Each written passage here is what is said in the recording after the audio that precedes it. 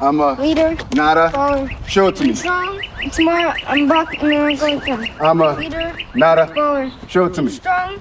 Tomorrow I'm back and then I'm going to that. And I like it like that. And I'll never stop. Fighting. Ba la la la la. Chloe, your turn. It's okay to be? What? It's okay to be? Kind. It's okay to be? Quick. It's okay to be? Different. It's okay to be? Weird. And make today Magical. And if anybody tries to ruin your magic, I'm good. and don't, Father Crown. you're not a speck of dust. You're Father. It's okay to laugh. I taught both my children how to ride a bike, but I myself never learned how to ride. I couldn't get on the bike and teach them the mechanics of pedaling and finding your rhythm and balance. I couldn't do that. All I could do is be there to catch them whenever they fell off. My dad wasn't around. And I remember riding a bike and falling off and cutting myself, and me never just wanting to get back on it. And that's why I never learned. But when my children fail, I was always there to pick them up and put them back on and say, do it again. They fell again, pick them up, put them back on and do it again. Now they ride their bikes through the neighborhood, and people ask, how your children learn how to ride a bike and you didn't? And I tell them, I didn't teach them. I just created an environment where they taught themselves, and all I had to do was be there. Sometimes you don't have to know everything about being a dad.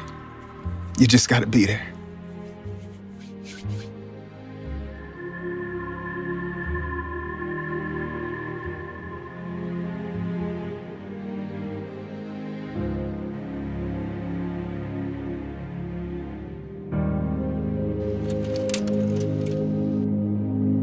Danny's 2. She's the wildest baby I've ever seen. Sam, he's all heart. Josie, I can say, hey, we're just gonna go to the store and grab some milk. Why? It's such a validating feeling for your 7-year-old son to call you his best bud. I used to wish my first child was a boy, but having a girl, you learn so much from a girl. My baby, she's my life.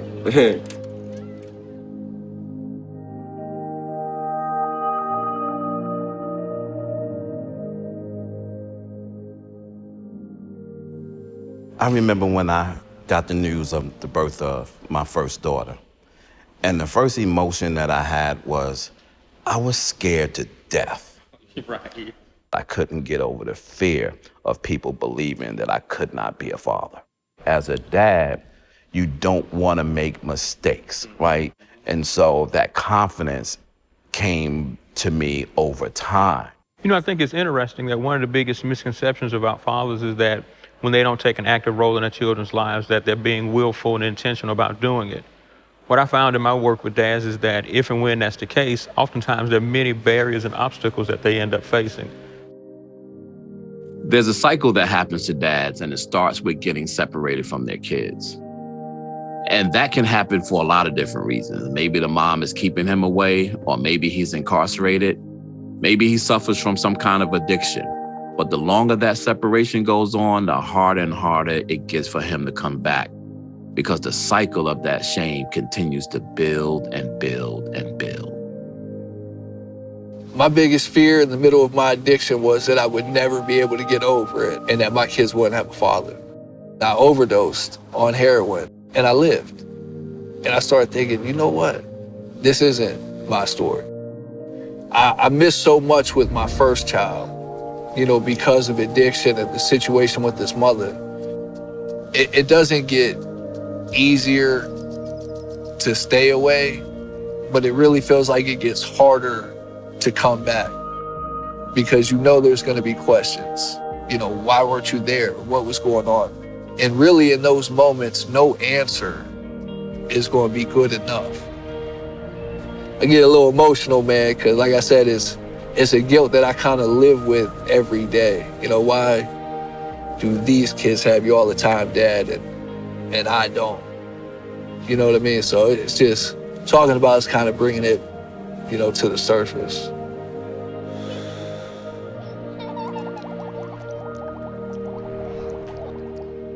I didn't meet my father until I was 23 years old. And when I met him, I was young. I had a 2-year-old daughter in my life. I wanted to be the father to my child that he wasn't for me. And I had gotten disconnected.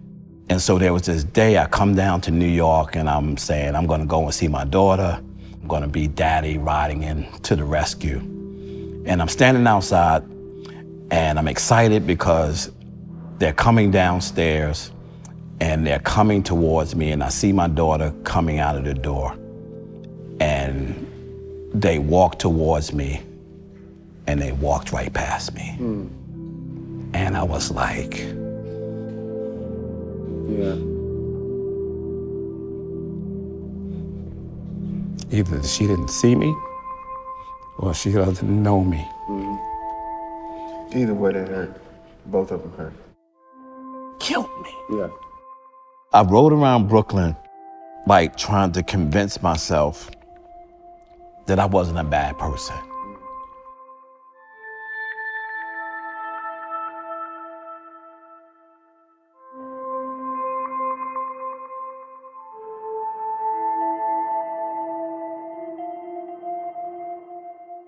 You know, I think about there's a lot of institutional issues and challenges that suggest to us that dads aren't essential, and I've always rejected that.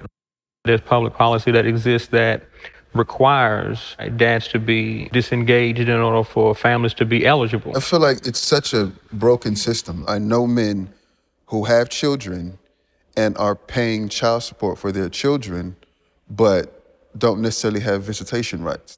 There's no system there to help keep the family together. There's a lot of systems in place to pull money from dad's pocket, but not necessarily put dad back in the house.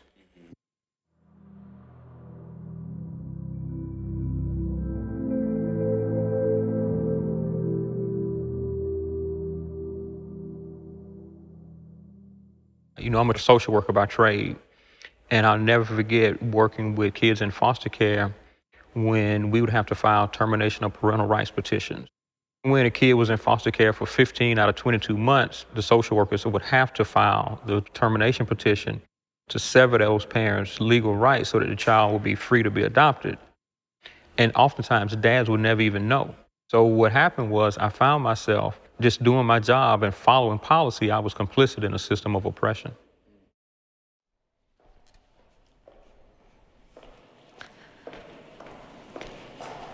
Hi, I'm Tina Naidu. Nice to meet you. Nice to meet you. You're in a very unique place because what we have not talked about today is fathers who have incarcerated backgrounds. The idea is that when you go to prison, there's rehabilitation. Oftentimes, the correctional institutions don't offer that, but many of our male clients or fathers are working on that when they're behind walls. They're writing letters, they're sitting through therapy in groups, and they're hoping that when they get home, they can have a real conversation with their children, with their family, and they can be accepted back. A lot of times the judges will say, unless you have a healthy, safe living environment, we can't release the children back to you. The problem with that is nobody rents to them. Nobody will give them a job because of their background. So how do you create a healthy, stable living environment, and how do you get your children back? So we tend to spend a lot of time motivating our client to stay in the game, to keep fighting, not to give up.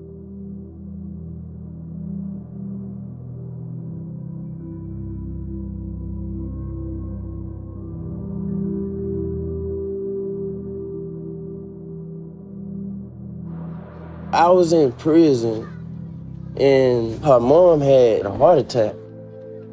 I told myself I could raise my child myself. I could do everything myself.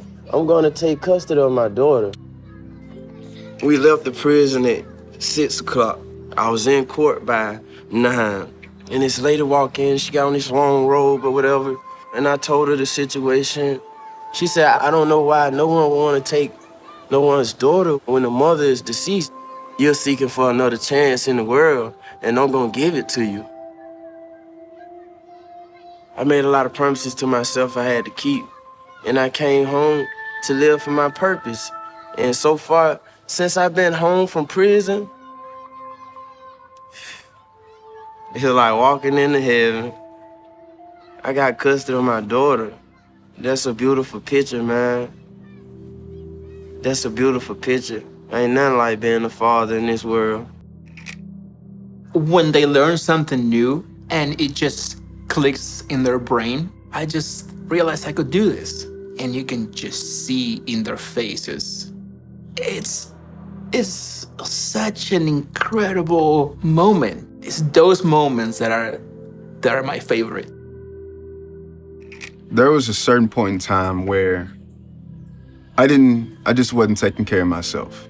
I came down with some crippling depression, anxiety, exhaustion, and that depression ended up rolling downhill. My wife was critically depressed, and it emptied into my daughter, to where, you know, she was getting made fun of at school, and at the time, because I'm not mentally in the space that I need to be in, I'm coming down on her hard for stuff that's really not her fault. I was the one with the problem. I wasn't taking care of myself properly, and it caused a number of critical issues. And the moment I finally just humbled myself and buckled down and went to the hospital, and it taught me it's not about me. It's really not. Because whatever happens to me and affects me mentally and physically, it's gonna roll downhill. And my children are a part of that hill. The conversation that we're having today, even though it's about fatherhood, it's really about children. Everything that we do is about the well-being of children. I think that's really important. This is not a fight. This is not a contest where someone wins and somebody loses. Accept your children.